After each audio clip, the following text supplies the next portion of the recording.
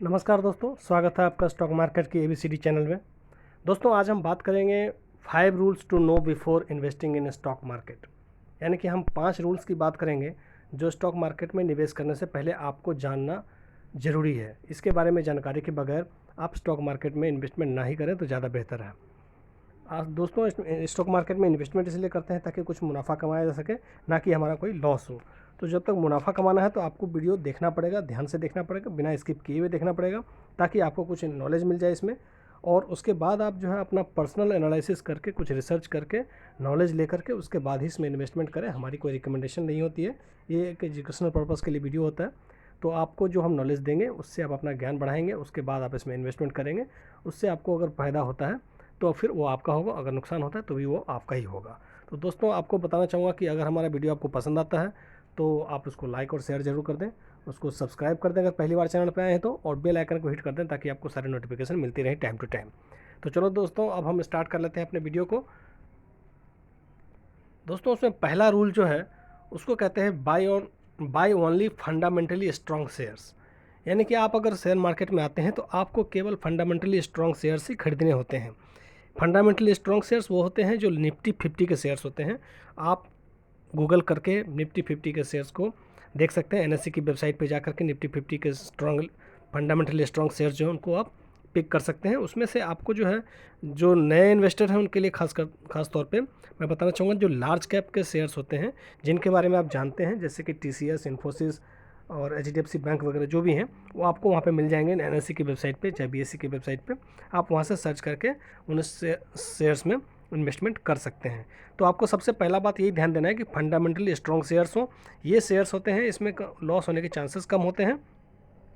तो आपको सबसे पहले अपना कैपिटल जो है उसको प्रोटेक्ट करना है। तो आप शुरू में ही ऐसे वैसे शेयर में पैसे ना लगाएं जहाँ पे आपको लॉस होने के चांसेस हों। तो दोस्तों, फंडामेंटली स्ट्रॉन्ग शेयर्स जो है वो आपको लंबे समय में अच्छा रिटर्न और मल्टीपल रिटर्न देते हैं, ताकि आप जल्दी से जल्दी मिलियनेयर बन सकते हैं। तो दोस्तों, इसी के बाद हम बात करेंगे जो हमारा दूसरा पॉइंट है ट्रैक योर पोर्टफोलियो रेगुलरली। जो भी आपने इन्वेस्टमेंट किया है दोस्तों, उसको ट्रैक करना बहुत ज़रूरी है, मॉनिटर करना बहुत ही आवश्यक है। अगर आपको मार्केट में रहना है तो आपको न्यूज़ के बारे में हमेशा अपडेटेड रहना पड़ेगा। मार्केट से रिलेटेड क्या क्या न्यूज़ आ रही हैं, गवर्नमेंट ने क्या क्या अनाउंसमेंट किए हैं, उसके ऊपर डिपेंड करता है कई सारे। जैसे बैंकों का रिजल्ट वगैरह हो गया, जो आप बैलेंस शीट देखते हैं कई कंपनियों का, उनको देखने के बाद ही आप इन्वेस्ट करते हैं, लेकिन उसको रेगुलरली वॉच करना होता है। जैसे कि क्वार्टरली रिजल्ट आ गया, ईयरली रिजल्ट आ गया, तो उसको बैलेंस शीट आपको रीड करना आना चाहिए। उसमें देखना चाहिए कि कंपनी में लॉस में तो नहीं जा रही है, कोई बैड न्यूज़ तो नहीं आ गई, कहीं कंपनी में किसी ने घोटाला तो नहीं कर लिया। अचानक क्या होता है, उससे मार्केट क्रैश हो सकता है, उसका जो शेयर प्राइस है वो काफ़ी नीचे आ सकता है, आपका जो प्रॉफिट है वो लॉस में तब्दील हो सकता है। तो आपने जो इन्वेस्टमेंट कर दिया उस पर नज़र रखनी बहुत ज़रूरी होती है। ये नहीं कि आपने इन्वेस्टमेंट कर दिया और छोड़ दिया, वो तो उससे आपको काफ़ी लॉस हो सकता है, इसलिए आपको उस पर नज़र रखनी चाहिए। जो तीसरा पॉइंट है हमारा, वो है फंड एलोकेशन। जी हाँ दोस्तों, फंड एलोकेशन का मतलब होता है जो भी आप पैसे लगाते हैं उसको आपको एक ही टोकरी में, कहते हैं कि सारे अंडे नहीं रखने चाहिए, एक ही जगह पे नहीं लगाना चाहिए पैसा। आपको शेयर्स जो है अलग अलग तरीके के पिक करने चाहिए, अलग अलग सेक्टर से पिक करने चाहिए। बैंकिंग सेक्टर हो गया, आईटी सेक्टर हो गया, फार्मा सेक्टर हो गया, जो भी आपका फाइनेंस सेक्टर हो गया, ऑटो सेक्टर हो गया, तो सारे सेक्टर्स को मिला करके लेने चाहिए। और इसमें जो फंड्स हैं उसका एलोकेशन कैसे करते हैं, large cap, mid cap and small cap. कुछ पेनी स्टॉक्स भी होते हैं जिसमें आपको थोड़े बहुत बेनिफिट हो सकते हैं, लेकिन हम उसमें रिकमेंड नहीं करते हैं जाने के लिए। लेकिन सबसे आपका मेन फोकस होना चाहिए लार्ज कैप शेयर्स पे। लार्ज कैप शेयर्स वो होते हैं जिनका जो 20,000 करोड़ से ऊपर का उनका असेट होता है, उनकी कैपिटल होती है। तो उसमें जो है आपको कम से कम 60 से 70% तक का पैसा उसमें लगाना चाहिए। अगर 1 लाख रुपए है तो 60 से 70 हज़ार रुपये चाहे आप कोशिश करें कि लार्ज कैप कंपनी में लगाएं। और उसके बाद 15 से 20% जो है आप मिड कैप में लगा सकते हैं। मिड कैप कंपनी जो 20,000 करोड़ से नीचे की कंपनी है, और जो स्मॉल कैप जिसके कैप जो मार्केट कैप है वो काफ़ी ही कम होता है, उसमें 10 से 15% आप लगा सकते हैं। जो स्मॉल कैप की कंपनी होते हैं उसमें आपको मुनाफा बहुत तेज़ी से देखने को मिल सकता है, लेकिन लॉस भी उतनी ही तेज़ी से इसमें होती है, इसलिए उससे आप बचें। कोशिश करें लार्ज कैप और मिड कैप में इन्वेस्टमेंट करने की। जो पेनी स्टॉक्स होते हैं, जो 1-2 रुपये के चरण या ठन्नी के शेयर्स होते हैं, उनमें इन्वेस्टमेंट की सलाह हम नहीं देते हैं। अगर आप उसमें इन्वेस्टमेंट करते हैं, वो कभी कभी आप उसमें जो ऑपरेटर्स होते हैं वो काफ़ी ऊंचाई तक ले जाते हैं और अपना माल बेच कर निकल जाते हैं, तो जो रिटेल इन्वेस्टर होते हैं उनको इसमें लॉस हो जाता है। तो मुख्यतः कोशिश करें आपकी लार्ज कैप में इन्वेस्टमेंट करें, थोड़ा बहुत आप मिड कैप में कर सकते हैं और बचा कुचा जो भी थोड़ा बहुत है वो आप स्मॉल कैप में सबसे लास्ट में जा सकते हैं। दोस्तों उसका चौथा पॉइंट हमारा है पिरामिड रूल। पिरामिड रूल क्या होता है दोस्तों? पिरामिड आप जैसे कि जानते हैं ऊपर से नीचे सबसे ज़्यादा होता है और ऊपर सबसे कम होता है। जैसा कि आप यहाँ पे देख सकते हैं,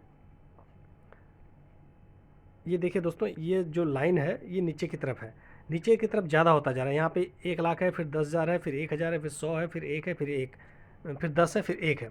इसका कहने का मतलब ये है कि अगर जब मार्केट टॉप पे रहे, इस लेवल पे रहे, टॉप पे रहे, तो आपको कम क्वांटिटी बाई करनी है, यानी कि 1-2 पीस खरीदना है। और जैसे ही मार्केट पूरा गिर जाता है एकदम, जब बिल्कुल एंड आ जाता है, तब आपको यहाँ पर जाकर के 1 लाख रुपये खरीदना है।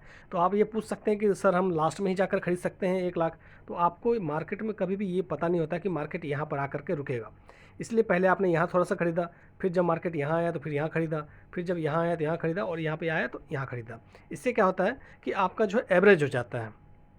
तो आप यहाँ पे बड़ी क्वांटिटी नहीं खरीदेंगे, 1 खरीदेंगे, यहाँ पे आप मान लीजिए 2 खरीदे, 5 खरीदे या 10 खरीदे, तो आपका एवरेज जो है बराबर होता जाएगा, कम होता जाएगा, और यहाँ पर आकर के आपको काफ़ी मुनाफा, जो आप यहाँ पे ज़्यादा परचेजिंग कर लेते हैं, जब मार्केट काफ़ी गिर गया, यहाँ पे अगर 100-200 पीस खरीद लेते हैं आप, तो आगे चल के आने वाले दिनों में फिर जब मार्केट भागेगा तो एवरेज प्राइस आपका कम हो जाएगा और उसमें आपको प्रॉफिट दिखेगी। तो ये पिरामिड रूल आपको अप्लाई करना है परचेज करने के लिए, इससे आपको आगे काफ़ी प्रॉफिट हो सकता है। दोस्तों हम चलते हैं अपने पाँचवें और लास्ट पॉइंट के ऊपर। ये बहुत ही इंपॉर्टेंट पॉइंट है, इसको आप वीडियो स्किप मत करना दोस्तों, आप इसको पूरा वॉच करना ताकि आपको कोई भी इंपॉर्टेंट पॉइंट मिस ना हो। तो हम चलते हैं अपने पाँचवें पॉइंट के ऊपर में। तो ये पाँचवा पॉइंट हमारा है hold for long time. Hold for long time मतलब कि आप जो भी शेयर्स खरीदते हैं उसको सोचते हैं कि आज या कल में मुनाफा दे दे। ऐसा नहीं होता दोस्तों, बिल्कुल। इसमें आप कम से कम लॉन्ग टर्म का मतलब होता है 2 साल, 3 साल, 5 साल, 10 साल, 20 साल या जो भी है। आप अगर 30 साल के हैं तो कम से कम 50 साल जाते जाते आप जो है मिलियनेयर बन सकते हैं। 1-2 साल में क्या होगा, 1000, 2000, 5000, 10,000 कमा करके, लाख रुपये कमा करके आप निकल जाओगे। उससे आपका समाधान नहीं होगा, आप फाइनेंशियली फ्री नहीं हो पाओगे। तो दोस्तों आपको अगर मोटा पैसा कमाना है, मार्केट में बने रहना है और मार्केट का किंग बनना है, तो आपको मार्केट में बने रहना पड़ेगा फॉर द लॉन्ग पीरियड। आप लंबे समय तक रहेंगे तो आपको उसमें कंपाउंडिंग का फ़ायदा मिलेगा, इन्वेस्टमेंट का फ़ायदा मिलेगा, डिविडेंड का फ़ायदा मिलेगा। जो भी आप पैसा लगाते हैं उस पे कंपनी टाइम टू टाइम इसमें डिविडेंड देती है। आगे अगर 4-5 साल रहते हैं किसी कंपनी में तो आपको उसमें बोनस के फ़ायदे ही मिल सकते हैं। जितने शेयर्स हैं उससे डबल भी हो सकते हैं और ट्रिपल भी हो सकते हैं, 5 गुने भी हो सकते हैं, 10 गुने भी हो सकते हैं। शेयर्स आपके बोनस के तौर पे, स्प्लिट के तौर पे बढ़ते जाते हैं। और साल दर साल जो कंपनी को प्रॉफिट होता है उसमें से कंपनी अपना कुछ हिस्सा जो है वो डिविडेंड के तौर पे देती है, जो डायरेक्ट आपके अकाउंट में आता रहता है। तो आप जब तक कंपनी को होल्ड नहीं करेंगे, जब तक शेयर्स को आप होल्ड नहीं करेंगे, आपको इन चीज़ों का फ़ायदा नहीं मिलेगा।